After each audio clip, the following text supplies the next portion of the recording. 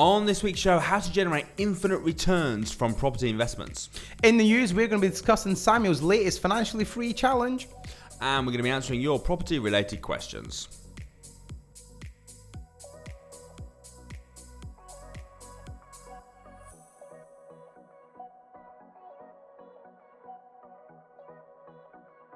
Hi, I'm Russell Leeds. I'm Alasdair Cunningham. And welcome to this week's Property Investors Podcast. I'm excited for the show. Have you got anything you can tell us about your personal life? This week, I got a new iPhone. Got a new iPhone 11 the other day. I'm not using it yet. I'm still on my old one because this one keeps freezing whenever I'm online and stuff like that. So since I put the new update on, it keeps freezing. But got like a virus or something? I don't know.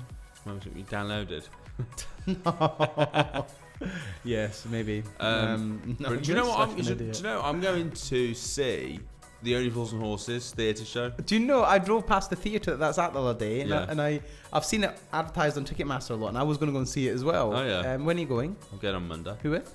Anna. Ah, cool. You have to let me know what it's like. I was going to book tickets for Samuel's been. it. And what did he like it? He loved it. Did he really? Yeah. I thought there's no way, because once you've seen the show, it's going to be like a bit of a letdown. But you know, some of these theatre productions are really good. Yeah. No, I'm looking forward to it. Have you ever been to see the Jersey Boys? No. Oh, it's really good. Is it? Yeah, it's really good. What is it about? The Jersey Boys were like a rock band from the 70s and 80s. You'll know the songs. Like, go on, let's sing one then. No, go on, because I'll know if I know it. I won't know without you singing it. No. So you know the songs. Go on, sing one then. No. Just go the tune. Just go for the tune. Walk Like a Man. That's not the tune. I'm not going to sing it, dude. Anyway, right, okay. Is that there?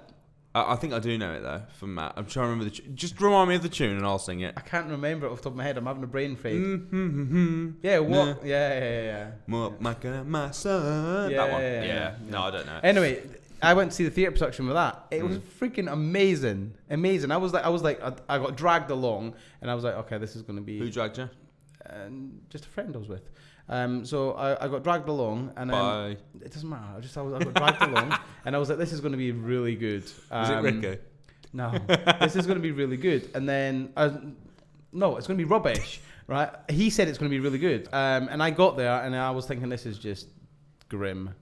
It was boring, and then suddenly, after the first interval, it just came alive, and it was bloody amazing. It was really good, really good. So. Theatres are really good. Get along to theatres; they're really good. What's the best thing about being here in London is all the theatres. I've booked nightlife, entertainment. I've booked on the Friends. Do you know the Friends trip? It's like I don't know if it's like a parody of Friends or something, but it's Friends the musical. I can't remember what it's called. I didn't hear about it. Yeah, I'm going to that as well. Do you know, this is what I love about London? Doesn't matter what time of day or night it is, you can do what you want to do. Like the other night, it was like 2:00 in the morning. Couldn't sleep. So I went out.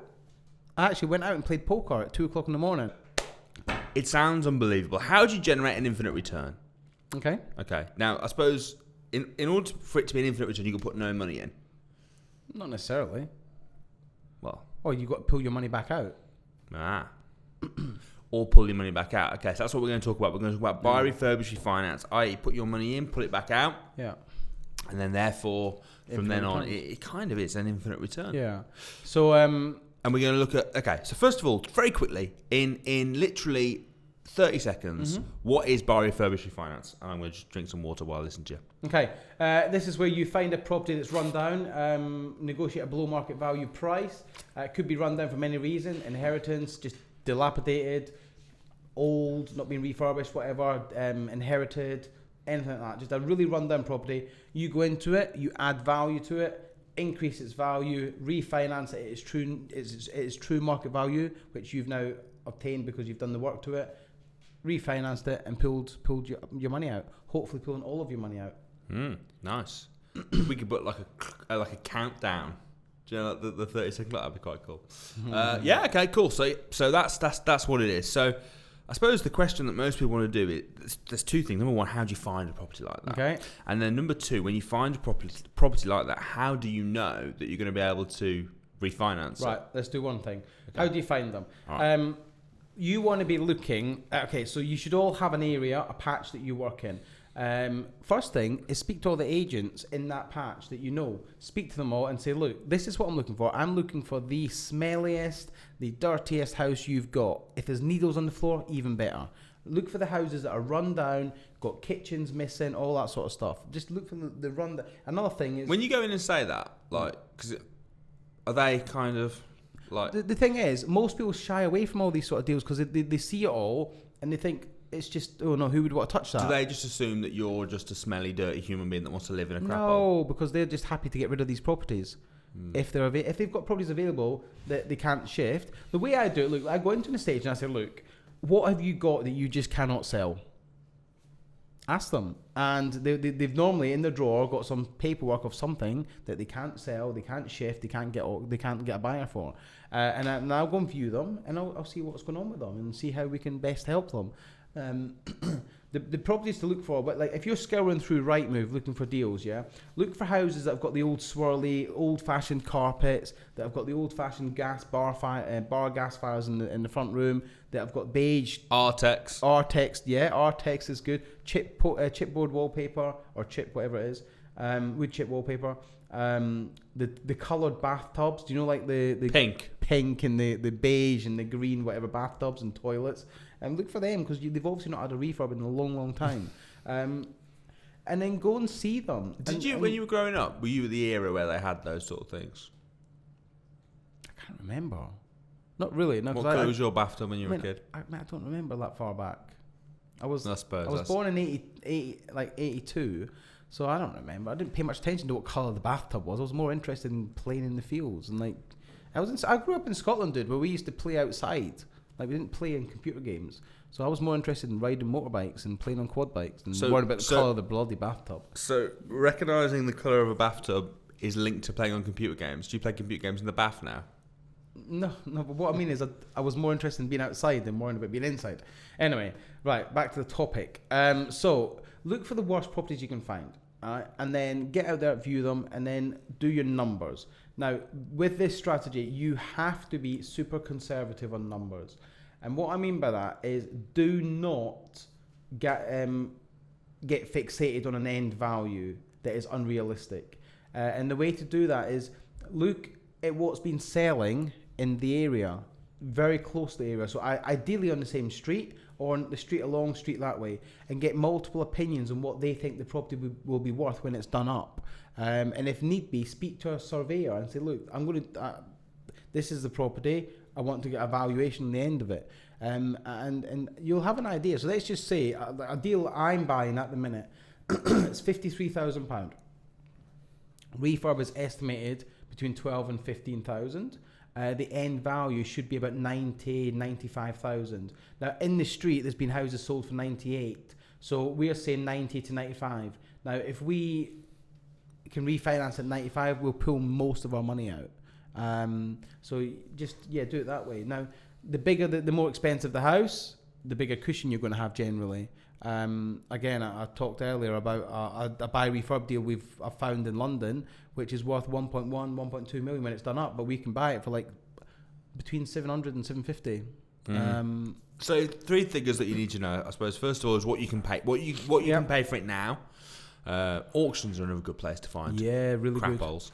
Yeah. What you can pay for it now. What the works are going to cost, and then what it's going to be done. And the thing is, the end value, what the end value is going to be. The thing is, the difficult part is estimating the second two.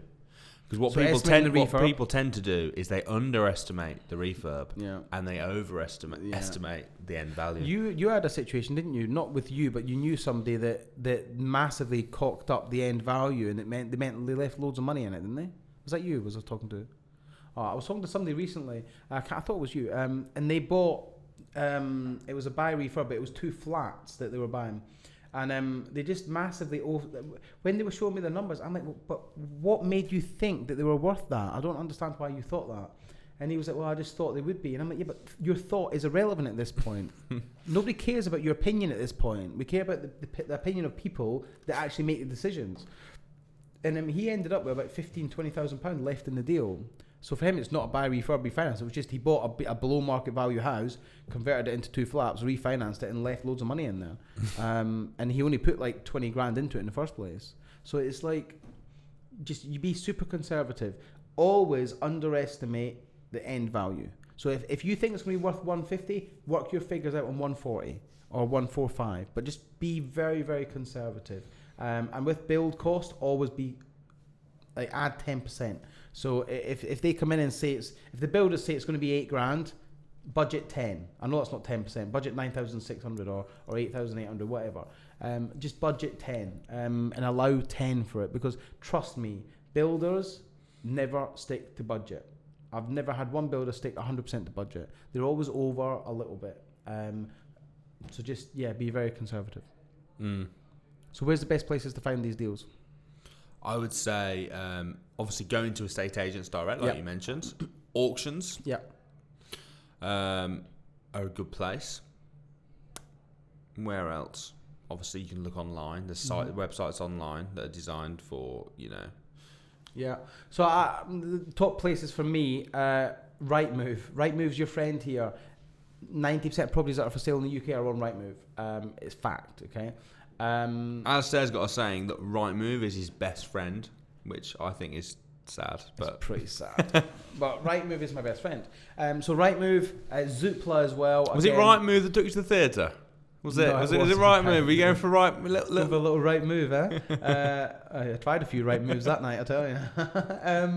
Right, okay. You've lost me again, dude. Come on. Right move's good. Then Gumtree for direct to vendor. There's a lot of apartments on apartments. There's a lot of property on Gumtree that's available direct to vendor. I found a banger on Gumtree in Lincoln, and it was an old house inside. Believe it or not, inside the house was an old train carriage.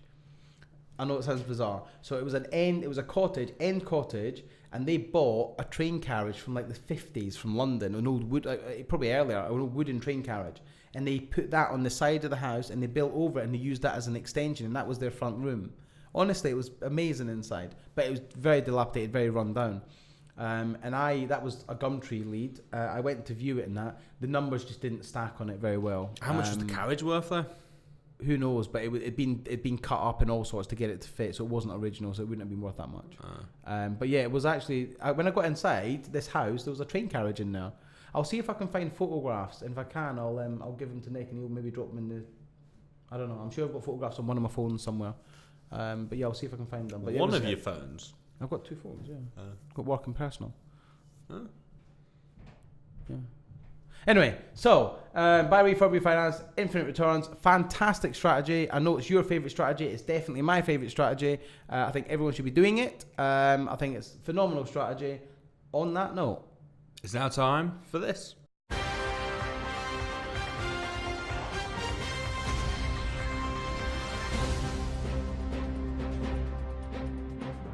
So, in the news this week, Samuel has helped Glenn Kirkham. Is it Kirkham? Yep, Glenn Kirkham from Blackpool. Become financially free. It was really obviously we saw this it's been in a couple of different newspapers, sort of local newspapers. So we thought we'd include it. If anyone hasn't watched it, it's been on the YouTube channel. It's a really, really interesting doc, just over an hour and 20 minutes long, and it's a great story as well, because Glenn. Obviously, we met Glenn on. He was editing the eviction, and he was sort of seeing. I remember him saying to me, like, if he goes, I'm watching all these guys. Oh man, I really want to get into it. Then he came along to a crash course, spoke to Samuel, said, "Hey, can you take me?" And he did. He's obviously very ill. Glenn's story. I don't know what you guys thought about this, but like watching the documentary was actually. Do you know it made me like a little bit emotional watching Glenn's story, because like the fact that he's got this tumor in his esophagus, and at the minute it's benign, but speaking to Glenn, I'm sure he won't mind me sharing this, like if he wants that cure, if he wants that taken out, they can take it out, but the surgery is ridiculously invasive, and it's very, very it's fraught with risks. And it basically means they're cutting his esophagus away and connect it to his stomach. He's obviously a singer, and he won't be able to sing. Yeah, and it will ruin all sorts. But he's an amazing guy, and he's got a young family. He's got a partner with him that's really supportive. And do you know what? It couldn't have gone to a more deserving guy. and he's done phenomenally well out of it. So, and he, as you saw from the video, he's an action taker. He is a little bit. He was a bit. He got the jitters. He did. He got the jitters, but that's good. normal. Because it's good for people to watch it. Because number one, if you haven't watched it, go and check it out. But it basically goes through the steps how to become financially free in a week if you really, really go for it. It's not how to. It's this is how we're going to, and it's them out doing it. So it's not. This is not just them sat behind the camera saying this is how you do it. They're actually out doing it live. And so Glenn does Samuel obviously says to him, go and do this, go and do that. But Glenn's the one actually doing the work, actually doing the negotiations, and like you say, he gets cold feet. He's scared. Doesn't want to do the deal. So, very, very interesting doc. Certainly, if you're wanting to get into property, wanting to get into no money down deals, wanting to become financially free. So just a lot of value. I can't remember the exact deals he got, but I know he got one HMO. He got a couple of service accommodation apartments. He done a bit of deal sourcing. He's since the event, since the eviction, since the FF challenge. Using what he's learned, he's actually gone on to secure 9 properties on a lease option agreement from one landlord. That's just amazing. And they're all on a lease option agreement. He's carried on doing it. It's just barrel rolled. And this is like, so many people say that it's not possible and you can't do this in a week. Come on, guys. How much proof do you need? And it's like all these people, right? We see this lots, people that come to the event constantly. They come to the crash course time and time again. The same people, and they just don't believe that it's possible, and they don't believe that they can do it. But like Glenn thought that, and now look at him, and he got some mentoring, he got some help. And he's gone out and killed it. And it just proves that the strategies work. It proves that it all works. Yes, there's going to be problems. So, Glenn's had a problem with a tenant or two. But that's life. That's business. That's what happens in the property industry. We have problems with tenants. Yeah. Deal with them, move on, get better tenants or get new tenants. Yeah. That is life. And this video's highlighted that it's not always glory. It's not always the best. Glenn faced that. He had some issues that he had to deal with in his head. He had some issues with the problems with the properties. Yeah, he dealt with it. Yeah, he did a great job. And that's what successful people do. Yeah, successful people, they go and they when they get faced with a challenge or a struggle, they plow on through. Do you know what I get sick of hearing? All these unsuccessful people online moaning and bitching and trying to blame somebody else for their lack of success. It does my head in. It's like, just take responsibility for your own stuff, dudes. Take responsibility, man up. Come on. People do that though because they got to blame someone. Got to blame somebody. They got to blame someone. So yeah. Interestingly though, I've seen this a lot as well. Like, people that would be like, for instance, when I attended the DFE 2 years ago, there was somebody at the same DFE as me, very, very critical of it. Very critical, saying it wasn't useful, no value, and I'm like, we were at the same DFE. Come on. The same DFE. So how can one person attend that DFE, go and do what I've done, and also in the same room, there was 3 or 4 other people that have really killed it, but one person saying, no, it's rubbish. They've done nothing. Me and about 4 or 5 other people from that same event have done phenomenally well. So how we've got the same information, we were there in the same room. How can a group of people go and do really well, but then one person saying it's rubbish? Well, they're just not in the right place at the right time, are they? So it's one of those. Okay, it's now time for this.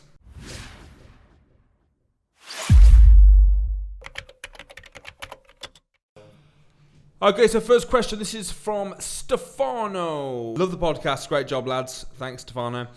Question on a buy, refurbish, refinance. How many times does this happen where we do a subject and then the questions that come through are relevant, which is amazing. On a buy, refurbish, finance, can you get refinance on a property before you let it out, or do the lenders want to see income coming in on the first few months' rent? Now, the refinance, from my knowledge and from the ones I've done, can be achieved as soon as the works are done. Commercial properties are often done like that because then they want to do a commercial valuation. But on a residential, they'll just do a bricks and mortar valuation, won't they? 100%, so you'll be fine, Stefano. Bang on for that, Stefano. Good morning, or evening if you're watching this in the evening. Yeah. Or afternoon, if you're watching it in the afternoon. Okay. When doing lease options and you agree to take over the mortgage repayments, do the mortgage lenders do any checks on who is taking over the mortgage payment? For example, do they do some background checks if you're buying the property yourself? Good credit score, income, etc. We are looking into getting compliance soon and getting into sourcing and getting lease options. Cheers, guys. That's from Graham Hickling. Cool. Right. Okay. So lease option agreement. You can, your credit score and that doesn't come into it. You typically take over the mortgage payments. Now, not all lenders will allow the mortgage payments to be changed. They'll allow. Okay, so my lease options. I'll tell you how I've done it. Every single one of them. The vendors have not been happy with the direct debit coming out of my bank to go to the mortgage lender. They don't trust you. I think it's the untrustworthy look. So the reason being is but what if you don't pay the mortgage? And I'm like, yeah, but what if you don't pay the mortgage? Okay, so and then they were like, but if you don't, it went on for about 10 minutes. For 20 minutes. Yeah. What we done in the end was I spoke to our solicitor about it, and he said, look, it's not a problem. You just pay them directly for it. And then every 3 months or every 6 months, whatever you decide, just ask them for a mortgage statement or proof that the mortgages have been getting paid.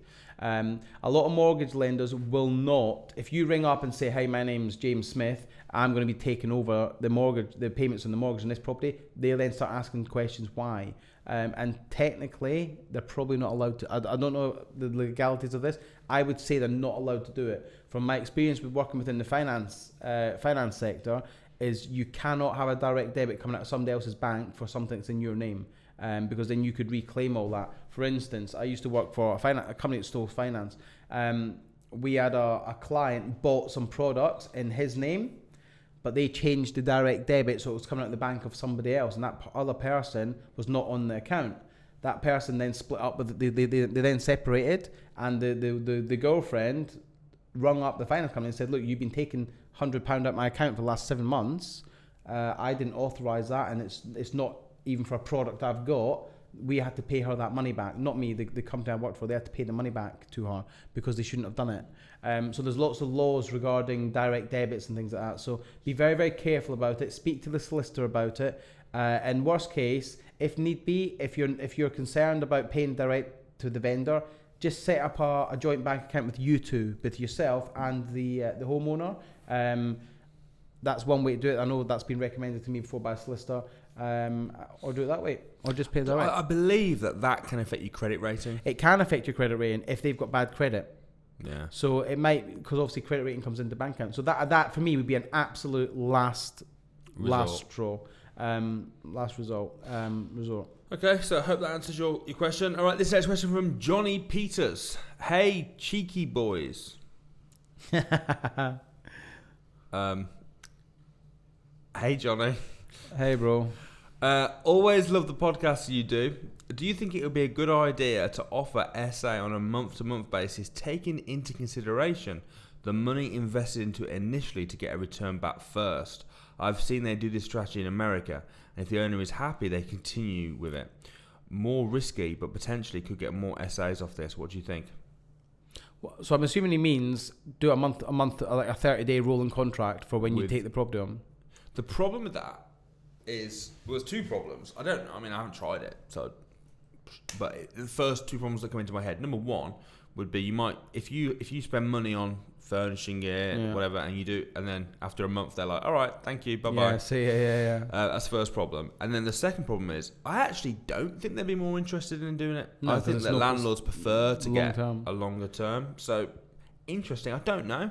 I mean, they might be more open to it in the early stages. If you said, look, try it for 3 months, and if we like it, we can put it in. Then maybe, if they're a bit nervous. So I don't know, man. I would say it's not going to work for the exact same reasons that you said. Landlords want longevity, and you want to make sure your investment's secure. Because if you invest in it and then you only get it for 30 days, and then another thing is, landlord says, actually, it's working very well. Why don't I do it myself? It's very true. Very true. There you go. So good, Johnny. If you try it, please let us know how it goes. Right, last one. Nathaniel Hain. What is the prediction of what house sale and rental prices will do in London and the South East next 5 to 10 years, considering the government's focus on economic growth in the north? Hashtag the Northern Powerhouse. Well, we talked a bit last week, didn't we? I mean, right now, house prices in London are set to rise. I think they're all good. It's going to rise everywhere, isn't it? I think the most. I think Brexit's going to come. There's going to be a little dip. There's going to be a few months or 6 months or even maybe a year of scarcity, and then it's going to just. As rule of thumb, there's economic growth everywhere, but particularly in places like London. And then rule of thumb is everywhere else follows London. So yeah. I'm sure London will go up and everywhere else will follow. So yeah, I think we. But what do I know? Yeah, what do we know? On that bombshell, it's time to end. We will see you next week. Tune in at 7 p.m. on Saturday evening. This is very very weird how you're doing this. Do I normally do this at the end? Let's back up. You back up like really wide. Okay, cool. Ready? On this bombshell. You did it again. Oh, see you next week. Saturday, 7 o'clock. Bye bye.